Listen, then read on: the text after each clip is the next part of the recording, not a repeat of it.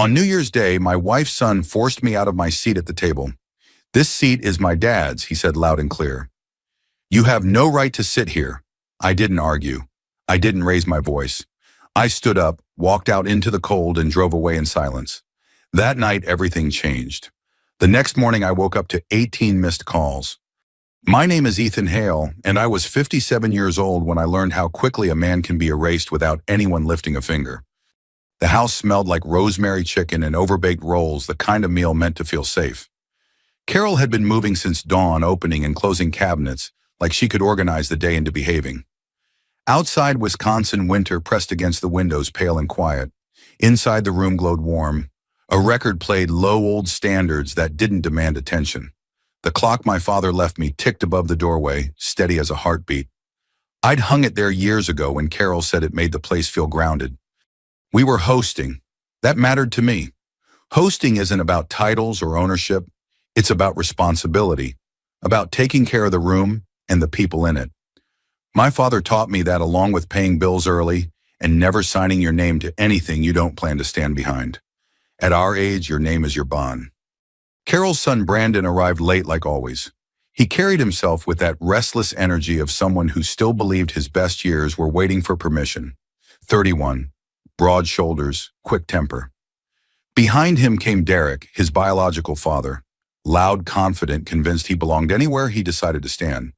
Carol said Derek had been mostly absent when Brandon was a kid. Lately, he'd been making appearances again, filling space, reminding everyone who he thought mattered. Small talk floated around the table. Someone made a joke that didn't land. Silverware clinked. I poured coffee the way Carol liked it, strong and plain, and took my usual seat at the head of the table. Not because I demanded it, because that's where the host sits. Brandon stopped us. "Hold on," he said, gripping the back of my chair.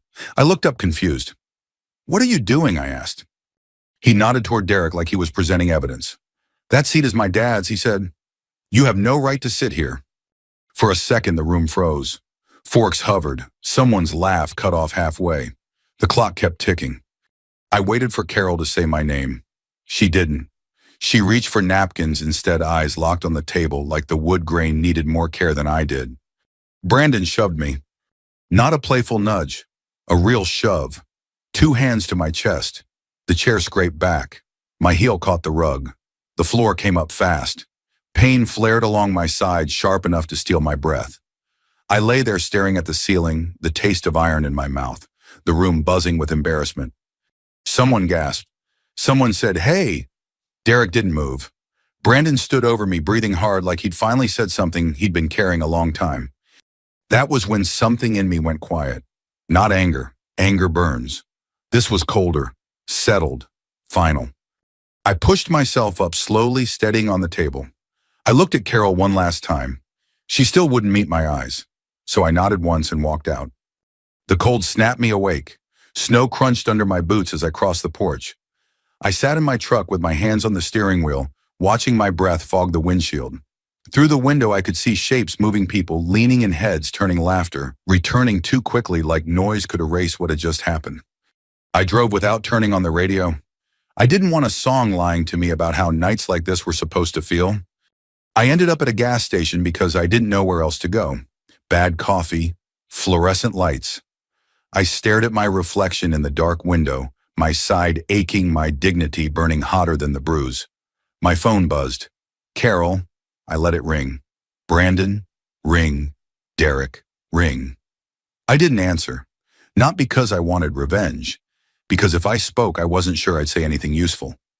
When I finally went home, my home, the one I owned before Carol, I changed out of my stained shirt and checked the bruise blooming along my side, purple already spreading wide as my hand. I sat in my recliner with an ice pack and listened to the quiet. No ticking clock here, just the hum of the heater and my own breathing. A memory surfaced, sharp and unwelcome. 2 years earlier, when a faucet at Carol's place wouldn't stop leaking, Brandon had laughed and said, "That's why Mom needed a real man around." I'd smiled then, thinking he meant me.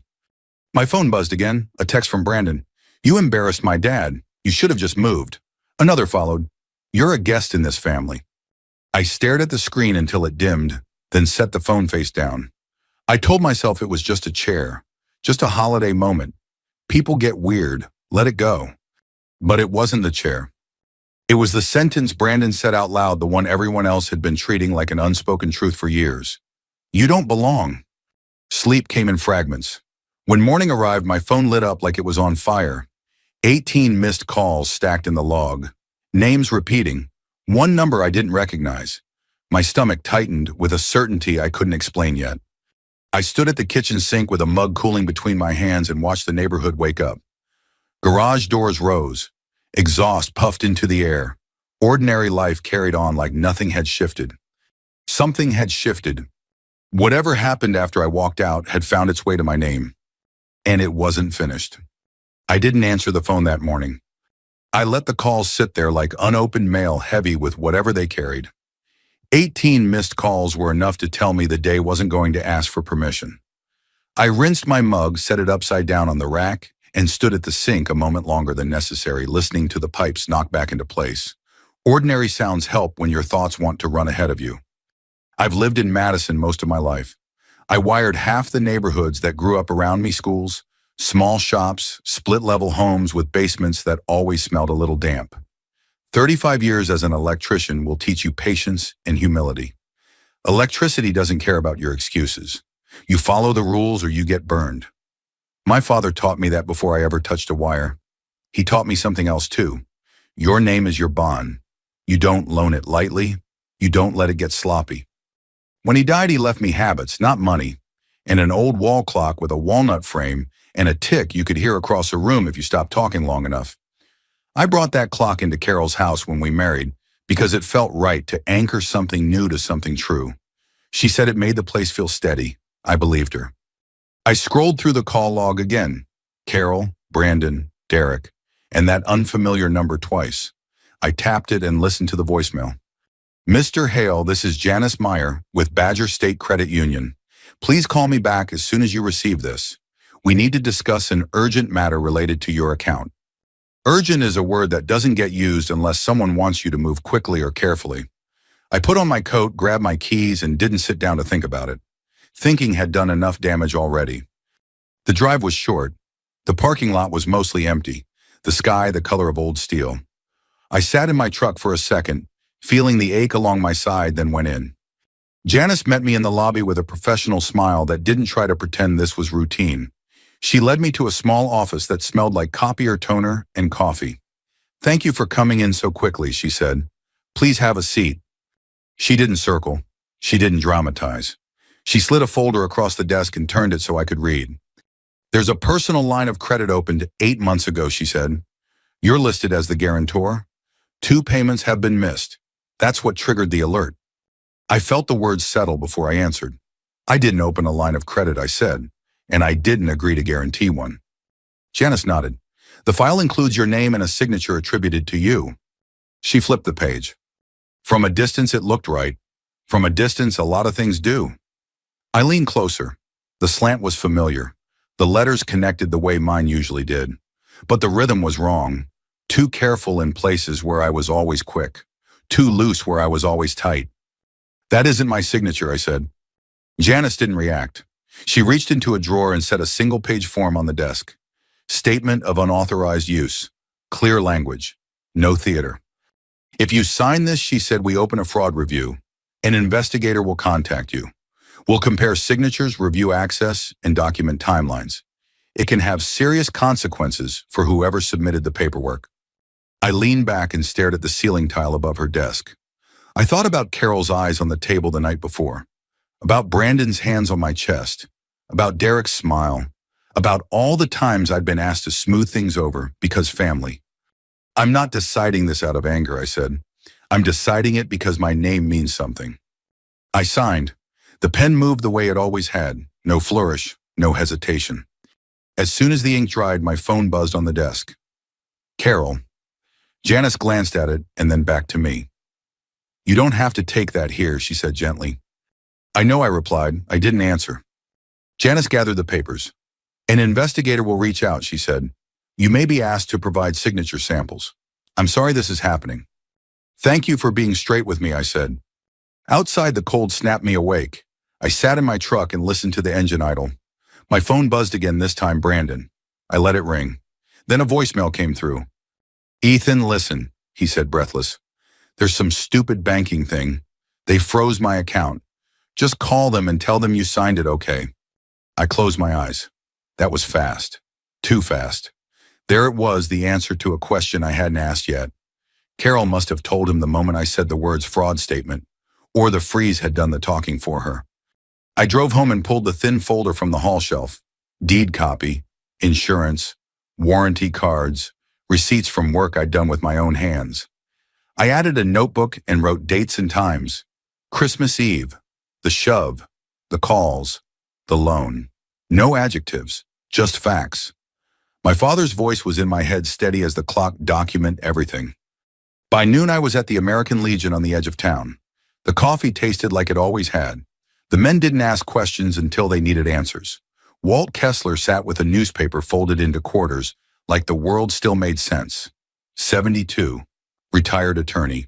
The kind of man who read the fine print so the rest of us didn't get eaten alive. I slid the folder across the table. I need you to look at this. He stopped at the signature page and tapped it once. That's not you, he said. No, I replied, it isn't. Walt leaned back. This isn't family stress, Ethan. This is identity misuse. If you let it slide, it won't stop. Next time it'll be a mortgage. Or your retirement. I'm not trying to blow up my life, I said. You didn't, he replied. They did. All you're doing now is quitting the job of protecting them from consequences. My phone buzzed again. Brandon, I let it ring. Then Derek, ring. I ignored both. On the drive home, I checked my doorbell camera history, not for drama, just to see what time-stamped truth looked like. I scrolled to Christmas Eve. There it was, a few seconds of audio after I'd driven away. Brandon laughing, Derek answering. He'll pay it, Brandon said. He always does. Derek's voice followed, low and certain. He's maintenance. I saved the clip and labeled it with the date and time. For the first time since New Year's Day, I wasn't guessing anymore. The investigator called the next morning, not with urgency, but with clarity. That mattered more. Mr. Hale, this is Investigator Raines, the voice said. Calm, professional. I've been assigned to your case. I'd like to meet today if you're available. I am, I said, and I meant it. I showered, dressed, and moved carefully. The bruise along my side had settled into a dull ache, present manageable. Pain has a way of keeping you honest. It reminds you where you are. I grabbed the folder and the notebook and drove straight to the credit union without turning on the radio. Silence helps you hear what you already know. Raines met me in a small conference room with beige walls and a table scarred by years of elbows and paperwork.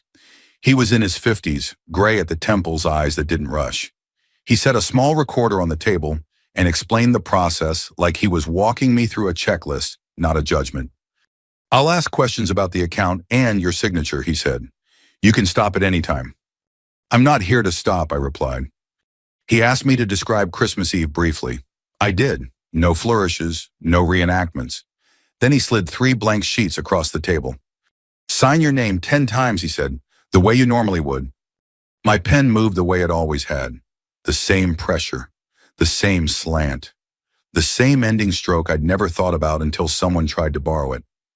Raines compared the samples to the scanned page in the file. He didn't pretend they were close. That's not a match, he said. No, I replied, it isn't. He asked who had access to my personal information. I told him the truth.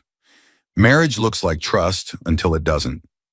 He nodded and made notes, careful, precise. When we finished, he closed the folder. The preliminary findings will be forwarded to the county attorney, he said. That doesn't guarantee charges, but it does mean the review is formal. Be prepared for contact. Prepared. The word felt heavier than it should have. I'd been unprepared for the shove at my own table. Paperwork I could handle. Outside, the cold felt cleaner. My phone buzzed as soon as I reached the parking lot. Carol. I let it ring. Then Brandon. Then an unfamiliar number. I drove home and didn't answer any of them. I needed a few hours without anyone asking me to fix what they'd broken. At home, I set the folder on the table and added to the notebook. Times, names, what was said, what wasn't. I wasn't building a case to hurt anyone. I was building a record to protect myself. Around noon, my phone buzzed again with a text from Carol. The bank called. Brandon. His account is frozen. Please call me. That explained the speed. Not gossip, not guessing, consequence. I didn't reply. Instead, I listened to the voicemail Brandon left minutes later. His voice had lost its edge. Ethan, he said, they froze everything. I can't even get gas. Just tell them you signed it. This is getting out of hand. Out of hand, like it hadn't started with hands. I drove to Carol's house in the afternoon because there were still things there that belonged to me, and because avoidance doesn't make the truth kinder. Brandon was waiting in the living room, arms crossed, jaw tight. Derek paced behind him, coat still on boots, leaving wet marks on the floor. You didn't have to do this, Brandon said. You made me look like a criminal. I didn't make you anything, I replied. I told the truth. Derek jabbed a finger toward me. You don't do this to family. I met his eyes. Family doesn't use someone's name without consent. Carol stood in the kitchen doorway, hands knotted in a towel. I didn't raise my voice. I didn't need to. Where's my clock? I asked. Brandon smirked. We took it down. It's in the corner. That mattered. It hadn't been thrown out, just displaced. Like me. Tell him I said to Carol. Tell him who signed the paperwork. Her shoulders sagged. I did, she whispered. I thought it would be okay. Brandon's face changed, not anger, fear, Mom. I filed a fraud statement, I said. The review is moving forward. You could have covered it, Brandon shot back. You always cover it. I didn't argue. I turned and walked out. In the truck, my phone buzzed with another voicemail from Brandon, faster now, thinner. Just tell them you signed it, he said. I'll pay you back, I swear. I drove to the American Legion instead of home. Walt was there reading the paper, like the world still made sense. I played him the doorbell audio. He listened once and nodded. That's intent, he said. Save it. Don't repeat it. Let the system do what it does. By evening, the call slowed. Not because anything was fixed, because everyone had said what they could. I went home, made dinner, and sat alone at the table. The house was quiet in a way that didn't ask for explanation. I looked at the notebook one last time before bed. Dates, facts, no adjectives. I closed it and set it beside the folder. For the first time since New Year's Day, I felt the ground under my feet. The system was moving now, and I wasn't going to get in its way. I slept that night, but only in pieces. Not the kind of sleep that restores you just enough to keep the body from rebelling completely. I woke before dawn with the sense that something irreversible had already happened, like stepping off a curb you didn't realize was there until your foot was in the air. Outside, the streetlight hummed. Inside, the house held its breath. I made coffee and drank it standing up. Sitting still felt like an invitation to doubt, and doubt was a luxury I could no longer afford. The bruise along my side had softened into a deep soreness, the kind that reminds you where you've been without asking permission. I dressed slowly, deliberately, and checked my phone once. No new calls. That silence told me more than the ringing ever had. The panic had run its course. Now people were waiting to see what I would do next. Around mid-morning, Investigator Raines called again. We've completed the signature comparison, he said. It's conclusive. The file will be forwarded today. Thank you, I replied. That doesn't mean immediate charges, he added, but it does mean this is no longer an internal matter. I understand. When the call ended, I sat at the table and looked at my hands. They were steady. That surprised me. I'd expected shaking, second-guessing the familiar urge to smooth things over. Instead, there was a kind of clarity, uncomfortable, but clean. Carol came by that afternoon. I hadn't invited her, but I wasn't surprised.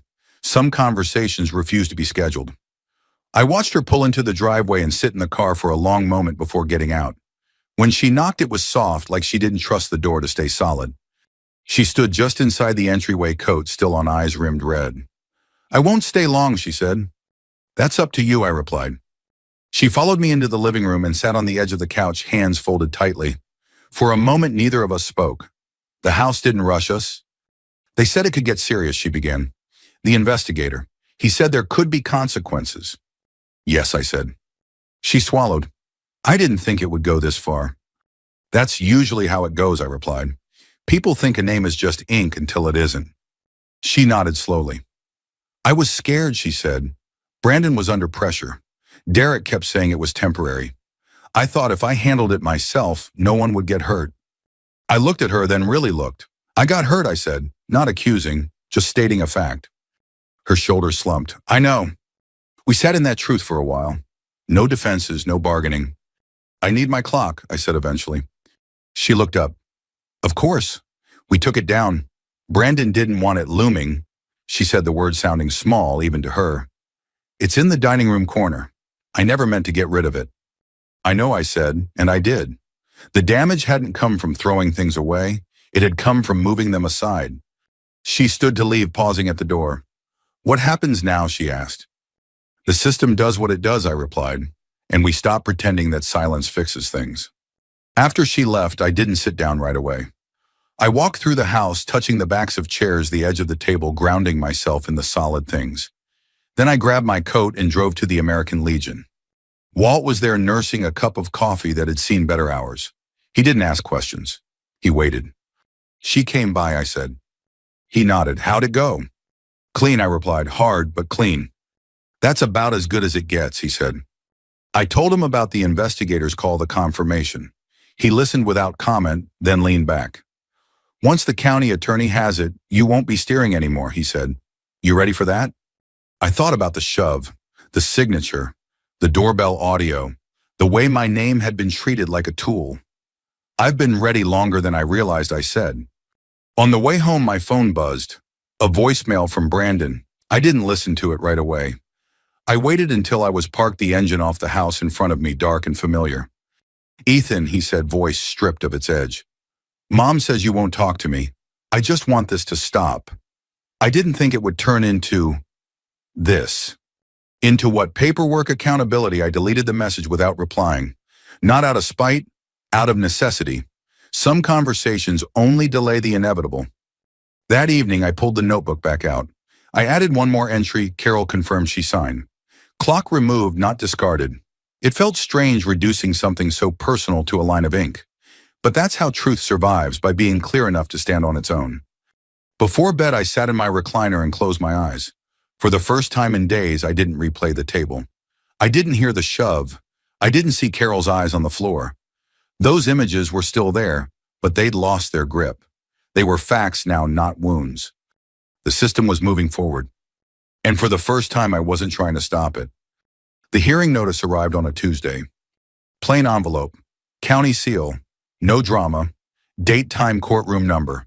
The kind of paper that doesn't shout because it doesn't need to.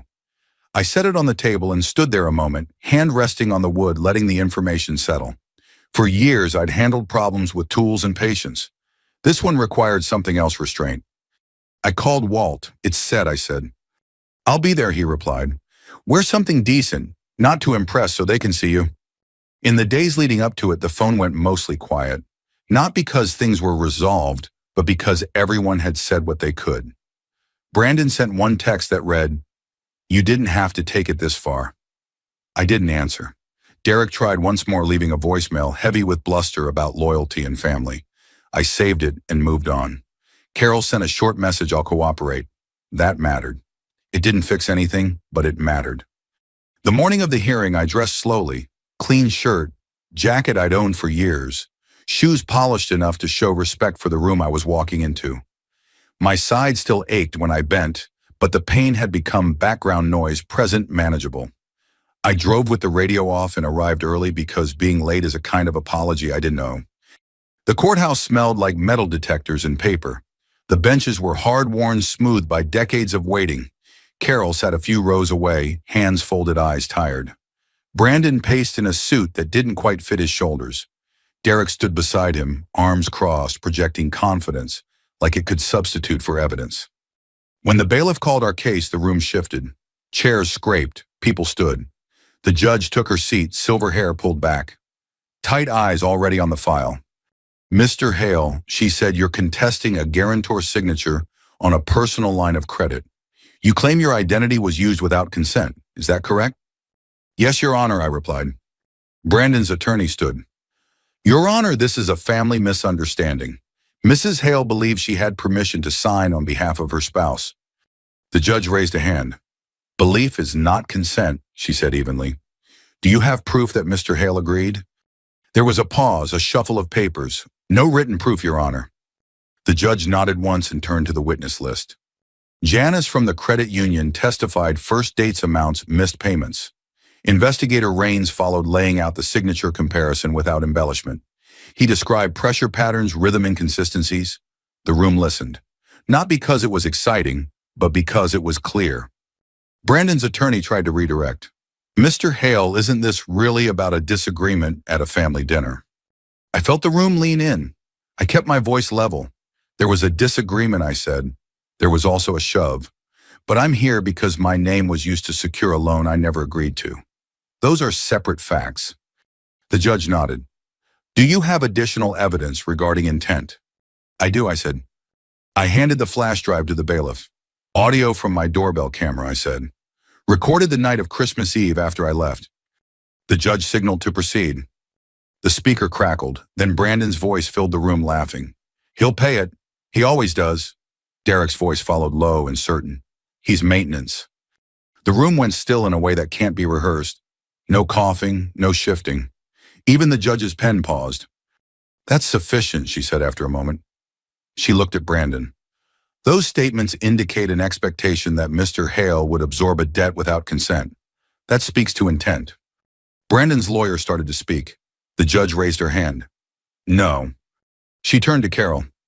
Mrs. Hale, you placed your spouse at financial risk. This matter will be referred appropriately. There will be consequences. As we stood to leave, Carol reached for my sleeve. Her hand trembled. I'm sorry, she whispered. I met her eyes. I believe you, I said. And I did. Belief, though, isn't the same as undoing. Outside, the air felt sharper, cleaner. Walt clapped a hand on my shoulder. You did fine, he said. You told the truth and stopped there. The days that followed were quieter. The system moved the way systems do, letters, calls, requirements. Carol complied. Financial counseling, restricted access, a formal separation agreement drafted to protect what was mine going forward. It felt like closing a door I hadn't known was open. Brandon sent one last message late one night. You made me look like a monster. I stared at it for a long moment, then typed back, you sounded like yourself. I didn't send anything else. A week later, Walt and I went to Carol's house to retrieve my clock. Derek wasn't there. Brandon wasn't there. Thank God. The clock sat in the dining room corner, unplugged, dust gathered along the frame. I ran my hand over the walnut, familiar as a handshake. You can take it, Carol said quietly. I am, I replied. I'm taking it home. We carried it to the truck and tied it down. As we did, the clock creaked once, a small sound that felt like acknowledgement. Driving home, I realized something I hadn't been able to say before. The clock had never been my power. It was my memory. The power had always been the choice to stop being silent. When I hung it on my own wall that night, the ticking filled the room, steady, patient, honest. I sat beneath it and let the sound settle my breathing. The truth had found a microphone, and it didn't need to say anything else. The days after the hearing didn't explode the way people imagine justice does. There were no sirens, no shouting matches on the lawn, no dramatic phone calls in the middle of the night. What happened instead was quieter and heavier. Letters arrived, emails followed. Voicemails were returned by people who spoke in measured tones and used words like process and next steps. The system did what systems do. It reduced everything to paper and time. I went back to my routines because routine is how you keep your footing when the ground is still shifting. I made my bed, I shoveled the walk, I cooked simple meals and washed the dishes right after. Small acts, but they add up. They remind you that your hands still work, your choices still matter. Brandon's messages slowed and then stopped. When he did reach out, it wasn't with anger anymore. It was with confusion. They're saying I can't open anything new, he said in one voicemail, voice thin. They're saying it's on record. That's how consequences sound when you didn't plan for them. Derek tried once more. A voicemail heavy with certainty, lighter on facts. He talked about loyalty, about family handling things internally. I listened, saved it, and didn't respond. I'd learned something important by then. Explaining yourself to someone who refuses to listen isn't communication. It's negotiation with reality, and reality doesn't bargain. Carol complied with what was asked of her. Financial counseling, statements, limits she'd never imagined needing. She didn't argue. She didn't ask me to intervene. When we spoke, it was brief and factual. There was sadness there, but also a kind of acceptance that hadn't existed before. I didn't know it could get like this, she said once. That's the problem, I replied. It already had. The separation paperwork moved forward without theatrics.